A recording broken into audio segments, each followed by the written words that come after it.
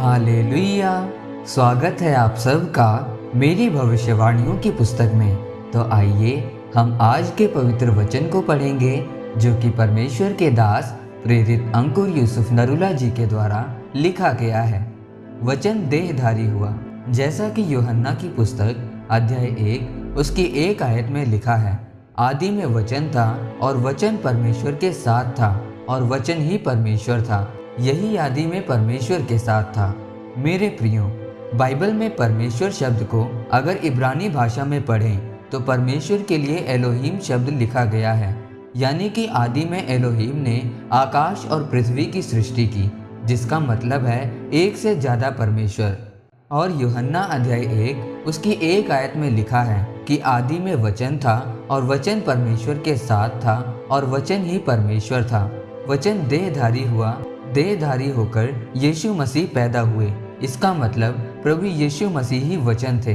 आदि में यीशु था, यीशु परमेश्वर के साथ था और यीशु ही परमेश्वर था। कुछ भी यीशु के बिना पैदा नहीं हुआ। इसीलिए आज परमेश्वर की हजूरी आपके अंदर है और जब आप वचन बोलेंगे तो चीज़ें आपके जीवन में पैदा होनी शुरू होंगी। लेकिन जब तक आप वचन नहीं बोलेंगे तब तक कुछ भी आपके जीवन में पैदा नहीं होगा, क्योंकि परमेश्वर के वचन में ताकत है। परमेश्वर का वचन कहता है कि जब परमेश्वर ने मूसा से कहा था कि मैं तुझे कनान देश देता हूँ जहाँ दूध और शहद की नदियाँ बहती हैं।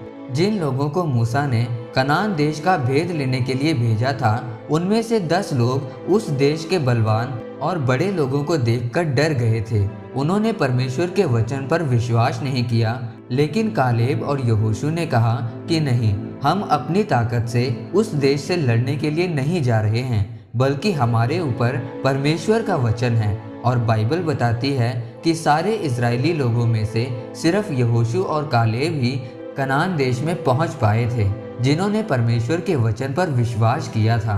परमेश्वर के वचन में लिखा है कि तू बच, तेरा घराना बचाया जाएगा।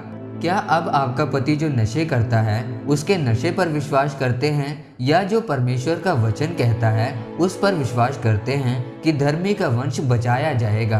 क्या आपको वचन नहीं मिला कि यीशु के कोड़े खाने से आप चंगे हो चुके हैं, उसके गरीब घर में पैदा होने से आप आशीषित हो चुके हैं? क्या आपको वचन नहीं मिला कि प्रभु यीशु के बांधे जाने से आप आज़ाद हो चुके हैं? आपको सिर्फ अब वचन बोलने हैं और परमेश्वर के छुटकारे, चंगाई और बरकत को अपने जीवन में लेकर आना है।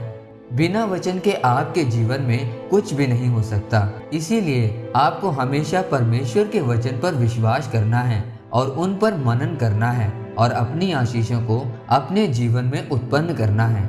आमीन। आइए परमेश्वर के दास के द्वारा लिखी गई इस प्रार्थना को आप मेरे साथ एक मन होकर करें। सर्वशक्तिमान परमेश्वर, मैं इस वचन के लिए आपका धन्यवाद करता हूँ। परमेश्वर अपना अनुग्रह मुझे दे ताकि मैं आपके वचनों का अंगीकार कर सकूं और उन पर मनन करके अपनी आशीषों को ले सकूं। प्रभु यीशु मसीह के नाम में आमीन। परमेश्वर आप सबको आज के वचन के ऊपर मनन करने के द्वारा आशीषित करे। आमीन।